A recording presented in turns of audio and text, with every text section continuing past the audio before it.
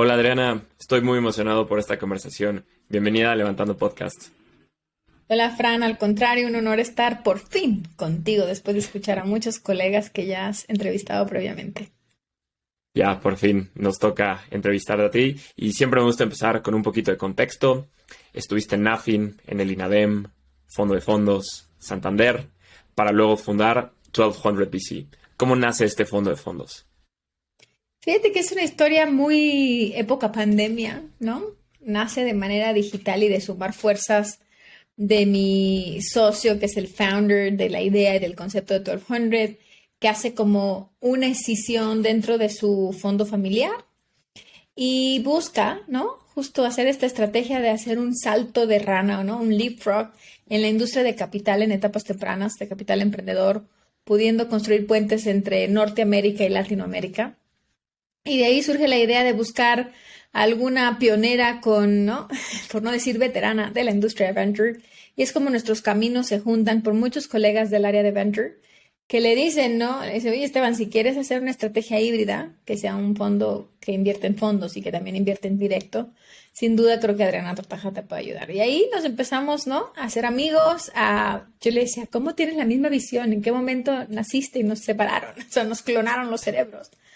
Pero viendo todas las oportunidades que hay de talento fragmentado en la región, de conectar innovación que solucione grandes problemáticas que nos duelen y que normalmente no surgen en países emergentes, pero con un potencial de escalar en, ¿no?, economías desarrolladas. Y así es como surge 1200. Y de manera muy internacional, digital y global, tenemos un socio en Nueva York, otro en Barcelona. Yo en ese momento estaba entre, ¿no?, España y México y otro en Estados Unidos, de la otra costa en San Diego. Entonces así fue como nace 1200. Un fondo de venture capital tradicional levanta capital de family offices, high net worth individuals, fondos de fondos como ustedes y otros institucionales. ¿Ustedes con quién van a tocar la puerta para levantar capital?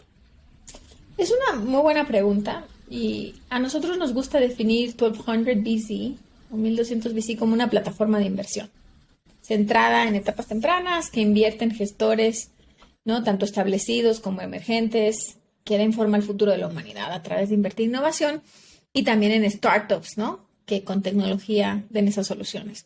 Tradicionalmente 1200 en esta tesis híbrida también se acerca a los high net worth individuals, a los inversionistas, ¿no?, de fondos de familia y a las bancas de desarrollo y a los fondos institucionales, algunas aseguradoras, algunos fondos de pensiones.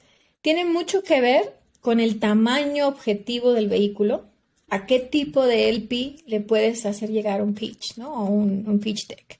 Entonces nosotros en ese sentido podemos converger, digamos, con el tradicional LP al que va un VC en etapas tempranas.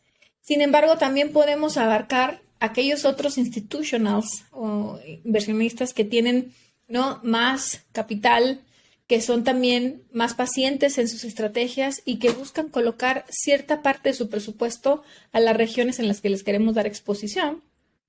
Y pareciera muy complejo por el tema de economías, ¿no? Y me encantaría hablar que hay muchos, ¿no?, estigmas alrededor del fondo de fondo, o un fondo híbrido, porque por eso nos definimos como un fondo que tiene dos tesis, y convergen precisamente por el tema de la temporalidad, ¿no? Buscamos a los fund managers o gestores de fondos más experimentados que hay en las regiones donde queremos tener exposición, que incluye todo el continente americano. Y creemos que hay muchos, tanto emergentes como establecidos, que cada vez están verticalizando más, especializando más su tesis de inversión, encontrando un pipeline muy interesante porque están, ¿no?, justo ahí agregando valor y conectando talento. Y esa es la mejor manera de poder llegar a aquellos que realmente van a transformar el futuro de la humanidad. Y cuando esos portafolios, ¿no?, empiecen a crecer y empiecen a despuntar, ahí es donde abrimos, digamos, la otra vertiente que es de inversiones en directo, en startups que ya vayan en una serie A, serie B y que estén viendo claramente, ¿no?, esos outliers, que los que van a despuntar, y ahí podamos abrir la opción tanto para 1200 LPs. Y ahí es donde viene el alpha return del juego, ¿no? Esa parte, normalmente un tradicional VC cobra, ¿no?, un 22, ¿no?, algo así. Y nosotros estamos entre 1.25, ¿no? Porque la parte de coinversión sale de nuestro día a día del business as usual. Por supuesto, nos reservamos siempre un porcentaje más oportunista y que venga fuera de la red y que sea interesante para todos los inversionistas. Pero es por ahí como más o menos los LPs que tenemos en el pipeline, a los que les pichamos. Me quiero meter más de lleno a este tema del portafolio que hablaste, de la tesis. O sea, por un lado invierten en startups y por otro lado invierten directamente en los fondos de venture capital. ¿Cómo es la construcción del portafolio de 1200? Porque un VC tradicional, pues alrededor tiene, no sé, 20, 30 empresas en un fondo y de esas 20, 30 buscas 1, 2, 3 fund makers que sean tus home runs y que te devuelvan todo el fondo. O sea, ustedes, como invierten en fondos, pues normalmente los fondos históricamente han tenido retornos para estar en los top cuartiles, 3x más o menos. O sea, ¿ustedes cómo hacen esa planeación para construir un portafolio? Es muy similar, Fran. No creas que por el hecho de tener la exposición tanto, digamos, de segundo piso como de primer piso, ¿no? Es diferente las hipótesis que hay dentro de cómo se construye el portafolio de Venture Capital, ¿no? Los plazos son un poco más largos, eso sí, y por disciplina, precisamente tienes, ¿no? Tradicionalmente, una vida de un fondo se divide en 3 grandes partes, ¿no? La parte de levantamiento, colocación y salidas. Es la misma, lo único que como colocas en alguien que también está colocando, tienes que ser un poco más paciente. Si los fondos, a diferencia de un fondo VC tradicional que tiene un periodo de vida de 10, 12 años máximo, el fondo de fondos se puede alargar un poco entre 12 y 15 años, ¿no? Esa es una primera diferencia. Y eso radica mucho en que el tiempo que tardas en levantar y en colocar. Y también primero se hace la colocación en fondos para poder esperar, ¿no? De una manera paciente que eso madure y esos, ¿no? Esas cosechas se empiecen a dar. Y cuando sus portafolios empiezan a emerger, los vas ya viendo cómo se van comportando y empiezas a invertir en la fase directa. Y el retorno, también normalmente esperas entre 3 y 5x, ¿no? Que algunos clear winners dentro de los vehículos te devuelvan el retorno, pero también la apuesta en el tiempo, porque ese es un factor crucial en esta ecuación, es que por eso también tienes exposición en la parte en directo, cuando las compañías empiezan a escalar, y ahí es donde viene principalmente el alpha return, ¿no? Ahí es donde se construye la hipótesis, y tiene que haber mucha disciplina, porque casi siempre te llegan más oportunidades en directo que fondos. Y el due diligence tiene que ser muy dinámico, muy ágil, y estamos, ¿no? construyendo dentro de la plataforma de 1200 VC un LP, ¿no? Un inversionista con cachucha de GP o con gorro de GP para que seamos flexibles, que no tomemos tanto tiempo, porque sabemos que este es un tema, ¿no? de velocidad y de oportunidad. Así que el construir ese híbrido es donde realmente te viene el retorno del portafolio. Ya, y algo que he escuchado de personas que están en la industria es, si yo soy LP de un fondo de fondos, ustedes van a invertir en otro VC. Entonces, digamos, ahí hay doble management fee. O sea, ¿qué opinas de este tema? Eso se mata muy, muy fácil. Si entiendes los unit economics, ¿no? Nosotros no podemos cobrar un 220 como tradicionalmente cobra un VC. Y en eso hacemos economía de escala, ¿no? Tú estás soportando tu primera inversión y, digamos, como tu deal sourcing a través de tus GPs. Entonces, nosotros tomamos, ¿no? Una management fee de 1.25, lo cual es por debajo de lo que se está esperando de un venture. Y justo eso hace, y en la parte de co-investment rights, ahí no hay fees. Es un tema totalmente oportunístico. Entonces, con eso inclusive, ¿no? La mezcla llega a ser un poco menor de la hipótesis o de la tesis tradicional de un VC y sus management fees. Entonces, con eso haces mucha economía de escala. Con eso haces muy eficiente, ¿no? Todo el uso de tus recursos. Y es un tema también de cómo lo transparentas a tus LPs también las oportunidades que sean en directo. Entonces vas haciendo las dos cosas, ¿no? Siendo muy eficiente en el uso de dinero, evitando el double layer fee, que hay todo un estigma alrededor de eso, matándolo desde el principio y diciendo claramente cómo vas a generar, ¿no? Tus unit economics y cómo entonces vas a esperar que puedas tener inclusive los retornos de la industria al tener esta exposición híbrida. Tocaste brevemente el tema del sourcing. O sea, yo como VC normalmente busco startups en donde invertir, asisto a demo days, veo aceleradoras con otros fondos, referidos de founders. Tú, como fondo de fondos, ¿cómo buscas estos fondos de VC a los cuales invierten. Sí, es súper interesante porque haces una labor doble. Estás en esos mismos foros, ¿no? Que tú dices, donde vas a finales de demo days, aceleradoras, incubadoras, pero estás fijándote más los fondos que están sentados, no el proyecto que está pichando, sino el fondo que está buscando deals, ¿no? Es súper importante lo que dices porque es un tema de los mismos skills que haces para filtrar un proyecto, pero todavía con el tema de, oye, el GP, ¿cómo está haciendo su trabajo? Entonces, lo que nosotros hacemos es, como siempre nos llegan más, ¿no? Fondos en directo de oportunidades. Estamos en todos los paneles y foros y eventos y, ¿no? Deal sourcing tradicional. Pero nosotros estamos hablando con los GPs que están sentados ahí. O estamos buscando, ¿no? Reuniones donde ellos estén también pichando, donde ellos estén filtrando. Entonces, para mí una parte de due diligence es súper interesante, es cómo los GPs están filtrando proyectos, cómo les agregan valor. Y esos son los que estás ahí como cazatalentos buscando otros fondos. Te sorprendería que hay una cantidad enorme en todas las asociaciones que hay en Latinoamérica y en Norteamérica de, ¿no? De Private Equity Venture Capital, donde están todos estos fondos agremiados. ¿Cómo llegas a ellos? Y lo más importante es un tema del poder de, ¿no? El voz a voz. ¿Cómo te recomienda un GP? Inclusive un GP que le di por algunas cuestiones no entra en tu tesis de inversión. Nosotros tenemos muy concreto que queremos estar, ¿no? En etapas tempranas, agregar valor y tener una intencionalidad de impacto. Y eso es súper importante, como a través de solucionar problemas creemos que vamos a, sin duda, generar un gran impacto positivo y social en las, ¿no? El desarrollo económico local. Y eso también es un filtro, pero usas muchos el poder de las redes y por recomendación, como nuestros anchor investors son family offices, también reciben muchísimos vehículos todo el tiempo. Entonces también a su vez ellos nos hacen due diligence a nosotros, viendo cómo filtramos los fondos, cómo agregamos valor y te sorprendería la cantidad de gente sofisticada, profunda y profesional que ha ido, ¿no? Por el mundo y vuelven a sus países de origen para poder capturar la oportunidad que hoy se está viendo de hacer un tema cross-border, cross-regional, ¿no? Con Latinoamérica, Norteamérica y otras economías. Entonces, no hay un día, Fran, que yo no vea un fondo. Y pueden ser de Canadá, de Estados Unidos. Y ayer estuve con unos de El Salvador, que dices El Salvador.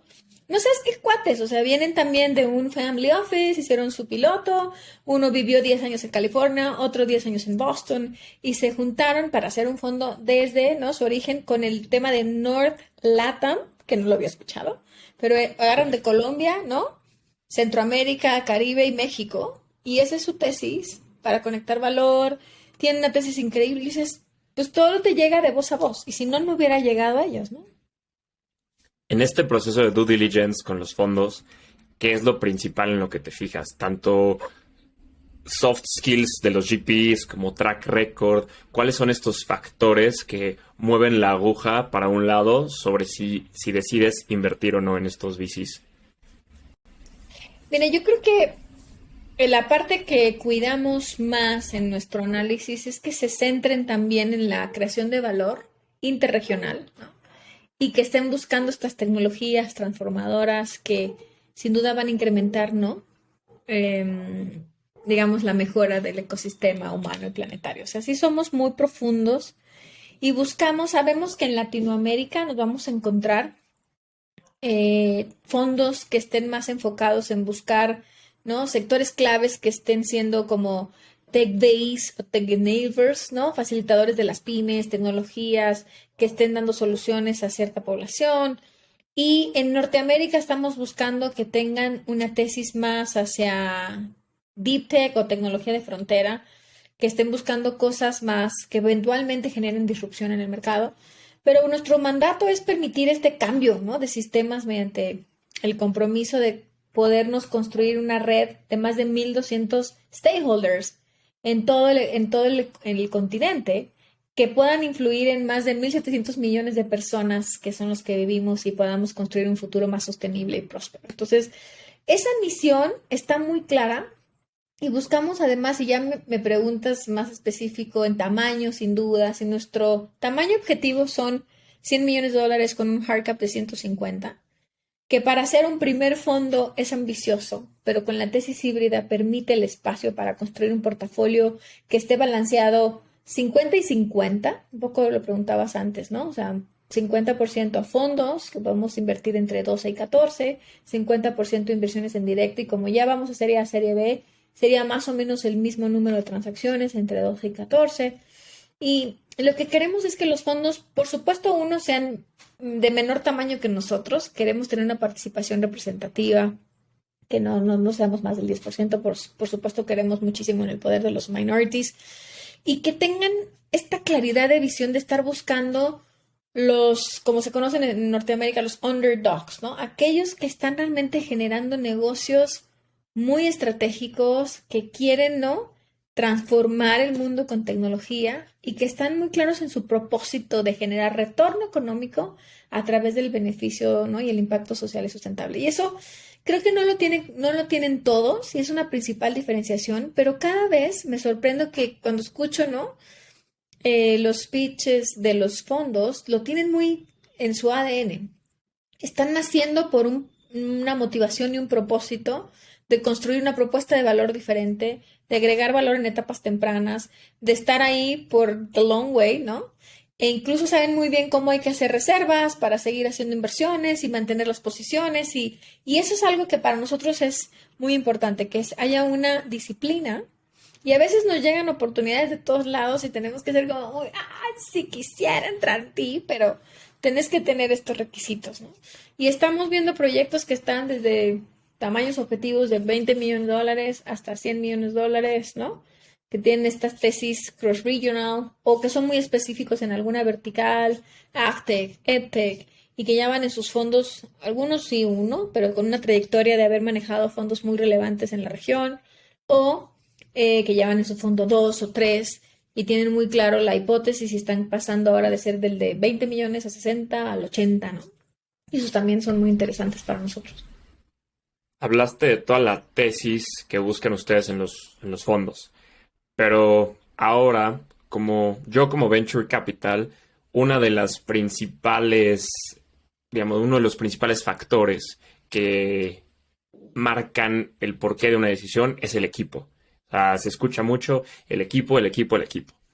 Ustedes, cuando invierten en fondos, ¿qué cualidades buscan en el equipo? O sea, ya a nivel equipo, no a nivel tesis, de un GP. El GP tiene que tener muy clara su tesis de inversión y con qué equipo está llevando a cabo esa tesis, ¿no? Eso es bien importante. Los skills, nos ocupamos mucho de entender cómo está construido el equipo, quiénes son los managers, cómo generan una carrera clara para los miembros más junior, que a veces eso no se pregunta, ¿no? Hay un par de managers y el resto del equipo están ahí por los años de los siglos de los siglos. Entonces y encima yo pongo siempre, ya sabes, mis lentes de género también, ¿no? Entonces, de diversidad, de equidad, de inclusión. Entonces, para mí es súper importante que además de que los GP sean expertos en su tema, que hayan tenido muchas cicatrices, ¿no? Muchas lecciones aprendidas en la vertical que quieran estar o en cómo generar valor a una startup en etapas tempranas que pretende, ¿no?, escalar en esta región y que quiere además captar al mercado, ¿no?, global. Tienes que tener estos skills de experiencia, ¿no?, de networking, de agregar valor y de tener un equipo diverso. Y eso lo buscamos muchísimo. Al menos nos gusta que sean más de 2 managers, ¿no? Si no, el solo GP tiene que demostrarnos mucho por qué está generando mucho valor y que, by the way, tenemos una en el pipeline que es una solo GP en su fondo 3 y lo está haciendo fantástico. Y están en Silicon Valley, ¿no? Y ahora recién empieza a incorporar ya un claro camino de desarrollo para su COO y para su equipo. Y tiene un montón de advisors. Y hay modelos muy interesantes, ¿no?, de cómo se hacen llegar, de metodologías para análisis de proyectos, pero también de asesores. Algunos tienen sus comités de inversiones con independientes y eso les da un gobierno corporativo muy estructurado. Entonces nos fijamos en su trayectoria, en su expertise, en la disciplina con la que están llevando a cabo su tesis, en su gobierno corporativo y obviamente en su red de LPs, porque para nosotros es importante con quién más nos asociamos, ¿no? ¿Qué consejo le das a los GPs de tu portafolio en este mercado, dado todo lo que estamos viendo de 2021? Fue inyección de capital, valuaciones altísimas y hoy ya a finales de 2022 todo es totalmente diferente. Yo creo que y lo dice muy bien mi querida amiga Sona García Robles, que ya tuviste por ahí, por las filas, pero, ¿no? Hoy viene un momento de hacer un acto de conciencia, de que pasó una gran borrachera y estamos con la cruda, ¿no? Pero el consejo que les doy es, si tienes muy claro en dónde está tu factor de diferenciación y tu valor agregado para hacer un GP, mantente por ahí. O sea, si algo tenemos claro en Latinoamérica es la resiliencia. O sea, hemos vivido crisis, hiperinflaciones, ¿no? Y al final el mundo financiero siempre es un tema de ciclos. Y no nos asusta, creo, ¿no? El tema de tener un ciclo más. Si en su momento fuiste muy disciplinado en hacer tu tesis y además saber que en la manera en la que entras está el éxito de tu salida. Entonces, los que cayeron ante la tentación, para mí es un tema de, también de due diligence y acabo de estar con unos fondos canadienses, por ejemplo, unos cuates canadienses que son súper operativos y después de ser ya, ¿no? Como C-level toda su vida, dijeron, no, queremos ahora hacer un tema de give back y hacer nuestro VC con enfoque en operación y no invirtieron nada el año pasado y decían que sus LPs estaban enojadísimos con ellos. De hecho, estaba uno de los LPs con nosotros, ¿no? Pichando. Y tienen contacto con tecnologías en Israel y estaban buscando cómo escalar en Latinoamérica, o sea, un tema ahí interesante. Y me decían, no, porque las evaluaciones no eran las correctas. Y hoy que hay una gran oportunidad, porque hay, ¿no? Down rounds y hay oportunidades y demás, ellos tienen un dry powder impresionante y están construyendo muchísimo valor. Entonces, la lección es, no desistas, ¿no? Si estableciste una tesis y seguir la disciplina, hay muchas metodologías. Ten muy claro cómo tomas decisiones y en el secreto de hacer muy buen análisis en la entrada. Hay muchas cosas que no podemos predecir, ¿no? Pero ser disciplinado en la tesis es crucial para cuando vengan estos momentos de invierno, ¿no? Puedas resistir la tentación y mantenerte firme y entonces sí, tal vez te lleve más tiempo colocarlo, pero vas a tener mejores oportunidades de salidas, sin duda, porque al final hasta ahí es cuando se demuestra, ¿no? Qué tan buenas o malas decisiones se tomaron.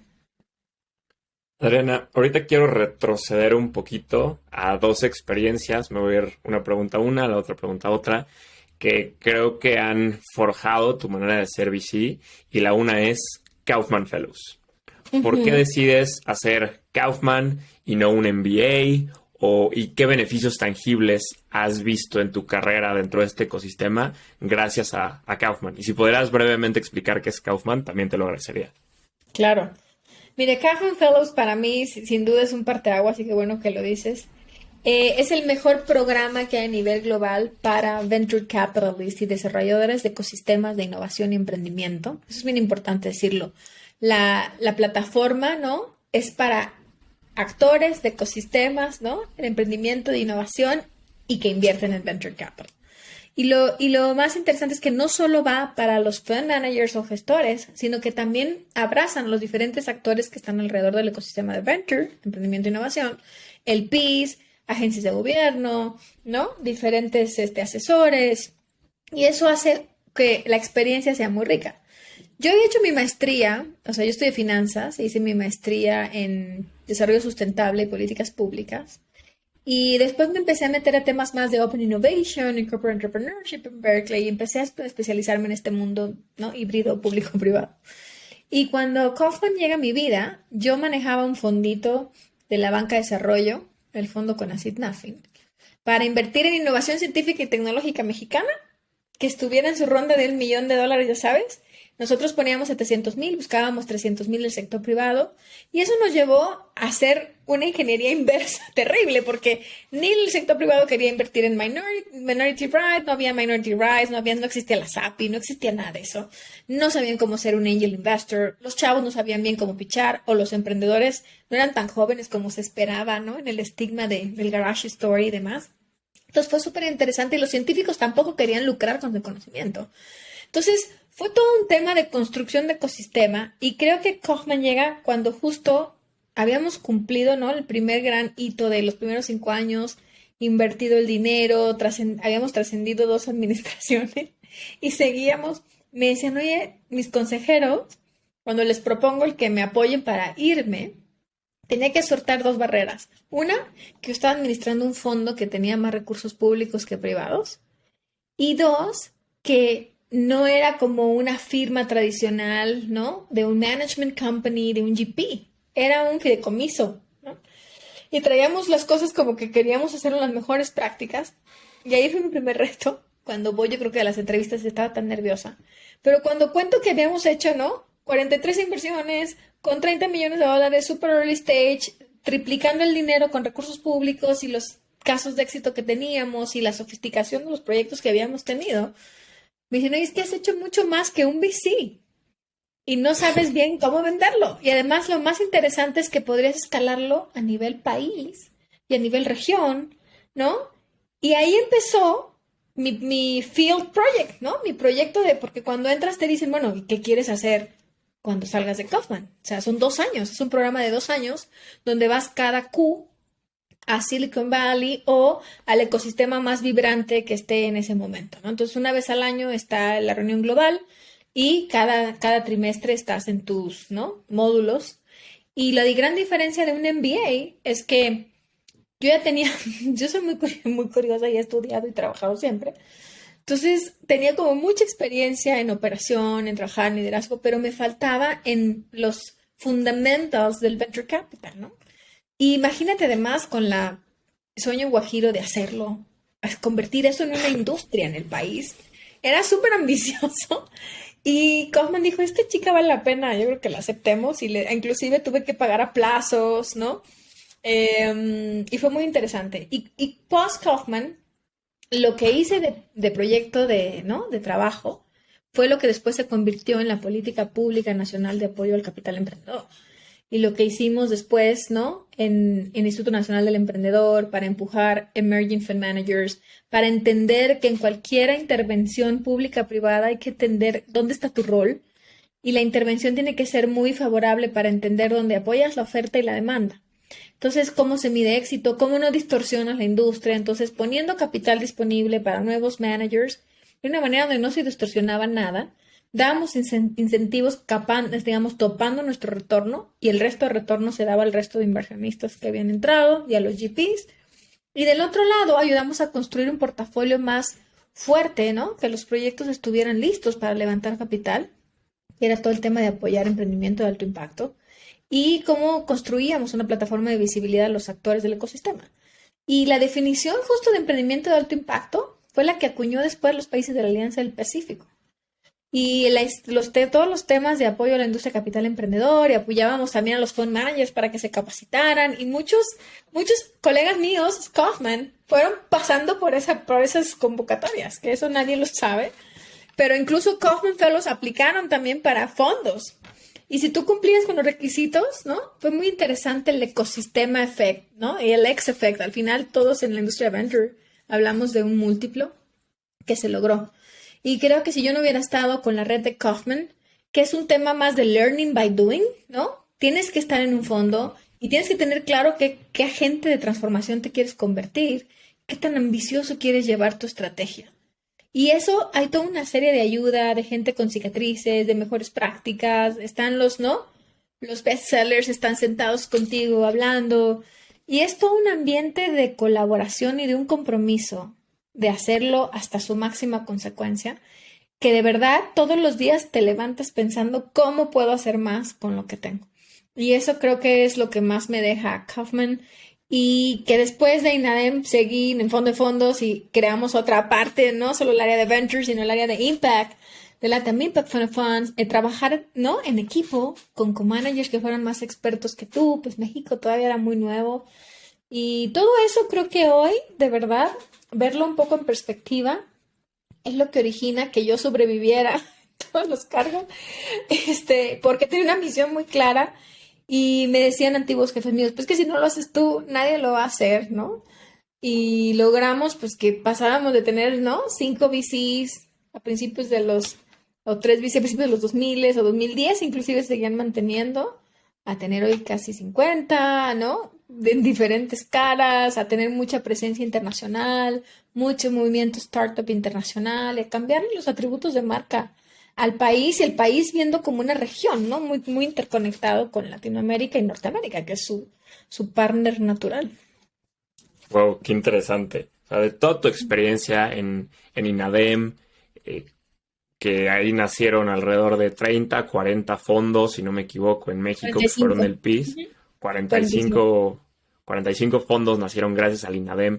O sea, de esa experiencia tuya, ¿qué, ¿cuáles crees que son las mejores políticas públicas para apoyar el emprendimiento, ya sea a nivel México y a nivel LATAM? O sea, ¿qué le hace falta de hoy a los siguientes años para seguir fomentando este ecosistema? Ah, a ver, es una gran pregunta y perdón que me tome el respiro. Pero yo creo que lo que más aprendí es que hay que hacer una labor de escucha y de mejora continua.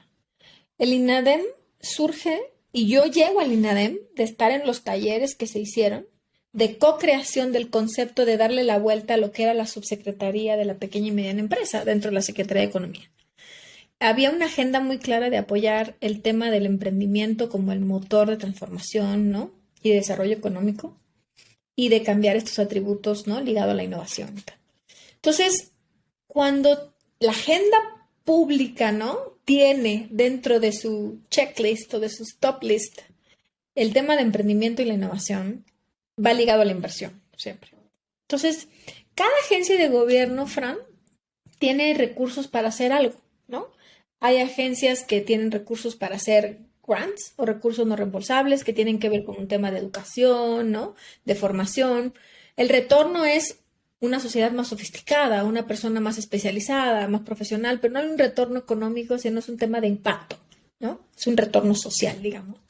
Entonces, las agencias que están dedicadas a eso deberían de continuar e incluir en su oferta de programas la formación también para High Impact Entrepreneurships, ¿no? Para Fund Managers, para otros actores, inclusive para los que documentan, porque necesitamos contar mejor qué está pasando, no hay una narrativa concreta, no hay hard data.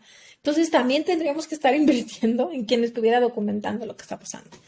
Y hay muchas agencias que tienen recursos que no van destinados, ¿no? A un propósito específico y que pudieran hacerlo y que tienen mucho impacto. Y las bancas de desarrollo o los agentes financieros, digamos, que sí están buscando un retorno económico, un retorno financiero, entender muy bien cuáles son sus apetitos de riesgo y poder generar programas que fomenten nuevos actores dentro del sector financiero, ¿no? Y los venture capital son unos, pero también hay intermediarios financieros bancarios, no bancarios. Está todo el tema, ¿no? Hay toda una serie de diferentes actores en el tema de financiación que sin duda es el punto clave para detonar una economía basada en innovación, ¿no? Donde quién invierte en la innovación, quién tiene apetito para antes de que se generen, ¿no? Un balance y que haya retornos y que puedas ponerle una deuda y le puedas poner capital y puedas ser más paciente y agregarle mucho valor y abrirle redes y abrirle contactos y que se también tenga acceso a talento, a mercado y a clientes y sin duda su brazo financiero. Y yo creo que si se entendiera un poco más desde el sector público la labor de poner piso parejo y de usar los recursos que ya se tienen, simplemente ponerles, ¿no? Específicas características para detonar nuevos actores en el ecosistema, que tengan otro estómago, otro apetito, otra visión, que quieran ser agentes de transformación y poner esos requisitos muy claros de acuerdo al objetivo país que se tenga, ¿no? Y esa ha sido la verdad es que la asesoría que yo he podido seguir brindando en la región, lo hice un poco en su momento entre el Fondo de Fondos para Colombia, para Chile, para Argentina. Ahora sigo sirviendo en el Fondo de Fondos de Perú y me sigo vinculando con, ¿no? Con Centroamérica, con el Caribe, con Norteamérica y Europa inclusive. Todos tenemos los mismos retos independientemente si son economías emergentes o desarrolladas. El tema de desarrollar emprendimiento en etapa temprana e inversión en etapa temprana, ¿no? Como un motor de transformación, es un reto para todos y yo tengo muy estudiado inclusive las bancas de desarrollo a nivel, ¿no? Primer mundo, siguen invirtiendo el 60% de sus patrimonios en etapas tempranas, porque es donde viene ¿no? La innovación, el conocimiento, la transformación y donde se adelantan un poco a los grandes retos que tenemos, ¿no? Que solventar y solucionar con innovación en la sociedad. Entonces, creo que en el tema de políticas públicas hay que entender que en el seno de la sociedad están los retos pendientes por resolver, hay que sentarse a hacer una labor de escucha continua y de mejora, ¿no? Que fue, te digo, como llego yo y levanté la mano en uno de esos talleres por andar de hocicona, terminé en el Instituto Nacional de Emprendedor. Y ahí ya no se vale echarse para atrás, ¿no? O sea, te vas entrenando todo el día para ¿no? Todo el tiempo para un partido. Cuando te dicen, órale, vas a la cancha, pues tienes que ir a la cancha. Y yo creo que el sector público tiene que abrirse un poco más a ese ejercicio de co-creación con los diferentes actores de su ecosistema, entender cuál sería, ¿no? La medición del éxito para cada uno, se mide distinto, y que cada función de agencia, ya sea que de subsidios o recursos financieros, tengan esa vuelta en sus programas de atender ofertas y demandas. Adriana, llegamos a la parte final de la entrevista. Te voy a hacer unas últimas preguntas donde te pido que la respuesta sea lo más breve posible. ¿Preparada? Preparada. ¿Cuáles son las tendencias que más te emocionan como inversionista? Wow. Todo el tema de AI, Machine Learning, aplicada, ¿no? A la inclusión de aquellos que están fuera del círculo económico. ¿Qué harías para fomentar las inversiones en los fondos de Venture Capital en la TAM? Construir un brochure de todo el impacto que se está generando, de todos los nuevos sectores en los que se está invirtiendo, la innovación que está emergiendo de aquí y el alto retorno que también está teniendo en el mundo, invertir en etapas tempranas y en nuestra región emergente. ¿Generalista o especialista? Both. Depende mucho de la madurez del ecosistema en el que estás entrando. ¿Qué consejo le darías a un o una first time fund manager? Que lo haga, que se arriesgue. Al final, ¿no? Por algún lado tienes que empezar, buscar socios que te agreguen mucho valor y sin duda no desistir en esa tesis de diferenciación que quieres, ¿no? Sacar al mercado. ¿Cómo ves a 1200 VC dentro de 5 años? Creo que va a haber un antes y un después de 1200 VC por tener las agallas de hacer una propuesta diferenciadora hoy en un ecosistema que parece deprimido, pero que es donde nosotros vemos muchísimas oportunidades. Adriana, mil gracias por la plática. Disfruté muchísimo platicar contigo. Muchas felicidades por todo lo que has hecho del sector público, privado y ahorita con 1200 VC. Muchas felicidades.